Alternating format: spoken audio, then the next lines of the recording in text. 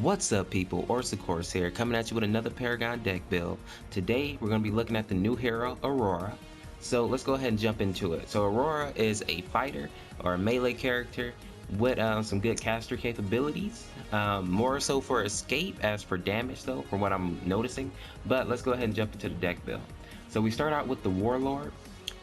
This gives you 60 power, 100% damage bonus once you take down Aurora Prime. She's a pretty good damage dealer, so I chose to go this route. I could see the Centurion being viable, maybe, but this definitely is the card to go with, I think. Now, consumables, I kept it pretty simple. Health potion, Scout's Ward, Strike token. At first, I had a mana potion in there, but as I was going through her, as I was playing with her, I realized that she didn't use mana as much as I thought she would, because she's more of a melee character, not so much a caster. You know, so mana isn't a big deal. She kind of reminds me of Greystone, although she is a little more mana intensive than him. She's not that great as far as mana, but she doesn't use it that much. You know, she's not a Gideon or a Gadget or anything like that. Now, as we get down to the deck, I'm going to go over my 3 throwaway cards first, and then I'll go into my deck proper. So the first cards I start out with are the Madstone's Gems. So I like these cards because they give you a nice boost to damage, 12 damage off the gate, and then once you fully upgrade them, they give you 5.5 attack speed. Now, I like this card because early game, if your jungler's doing his, if your jungler's working with you fairly well, I was going to say doing his job, but that sounds kind of elitist. But if your jungle is working with you and, watching your lane, trying to get that enemy carry, you can get some good ganks early on. So I like this card because it gives you a nice boost to damage. So this gives you, like I said, 12 power, plus I upgraded with minor strikes, which gives me 6 power apiece, giving me an extra 18. And I built a second one exactly the same. So fairly early game, if I get these cards built quickly, I can be doing some pretty good damage. So 2 Madstone's Gem. The next card I build, and this one's optional, I'll build it sometimes I may not, is the Circlet of Health. Sometimes I build this card first, especially if I'm laning against people who can really poke out at me. The 2.8 health regen doesn't seem like a lot, but actually it is, especially if you can play a little defensively. This hero has great mobility, she has a great escape, so having that extra regen along with your health potions really can keep you in the fight, give your jungler or somebody time to come and assist you, especially early game. Late game, I wouldn't recommend it. Early game, very good card in my opinion. So as we get into the deck proper, let's start with the Brawler's Ward because it's up here up top. So the Brawler Ward gives you 6 power, 30 mana, and then 6 power once you fully upgrade it. But more importantly, it gives you the Shadow Wards.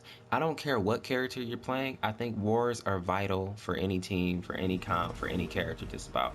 Always keep a ward, because you don't want to get ganked, you don't want your team to get ganked.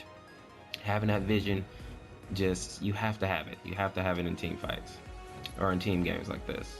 Now, as we get down here, we'll go into the deck more proper here. So let's start out with the Spirit of Rift Hunter since it's up top here. Usually I will build a 9-point card first, but let's go ahead and just start with this because it's here. So Spirit of Rift Hunter, this card gives you 6 power, 4% crit, and then 8% crit bonus once you fully upgrade it. This card I equip with 2 major casts, which are 18 power apiece, and then a major wound, giving me 24% crit chance. And then I have a second Spirit of the Rift Hunter that I build exactly the same, sitting me at 48% crit. I usually stay around that point, around 50% is where you want to be, I think. So I like that. So 2 Spirit of the Rift Hunters built exactly the same. The next card in the list is the Whirling Wand. I like this card because it gives you a nice little attack speed boost. So it gives you 6 power, 5.5 attack speed, and when you fully upgrade it, you get another 11 attack speed. I equip this with 2 kinetics and then a strike. So that gives me a decent attack speed rolling. Now I build the Wind Carver's Blade. This card gives you 6 power, 5.5 attack speed, and then 12 power once you fully upgrade it. I equip this card with 1 major kinetic and then 2 major casts, giving me a decent power, and that's all I need for attack speed. That'll give you a pretty quick swinging rate, and that ups the DPS of course. So I like going with a little bit of attack speed, nothing crazy. And then Blade of the Aurora is my last card. This card gives you 6 power, and then once you fully upgrade it, and this is the important part, it gives you 100% crit bonus, which allows you to hit very hard. So I equip this with 3 minor casts, just to give her a little more damage, and that is my deck build for Aurora. Right now, she seems to be hitting pretty well. With her escapability, I didn't really see the need to build health that much, especially with this meta. I didn't want to build health. Mana, I didn't seem to be super pressed on mana, so I'm pretty good on that. as I play more, I might change the Brawler Ward, put more mana in that. But as of now, I don't really see mana being a big issue with her. But let me know what you think about her, because this is my first day really getting to play her, because she just came out, of course. What do you think of her so far? Let me know how you're building her. Also, do you like this character? Do you think she's viable? I'm actually loving her. You know, she's like the woman Iceman, pretty much. I love her. So I will definitely be playing her a lot as we go forward. In any case, people, make sure to drop a like on this video. I got it out as quickly as I could. I think the deck build is pretty good.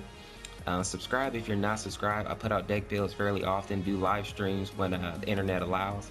And make sure to share the video out. Somebody else might like it, and you know, it helps me out a lot. As anyway, people, thank you for viewing. I appreciate you as always. We'll see you in the next video. Peace. Have a good one.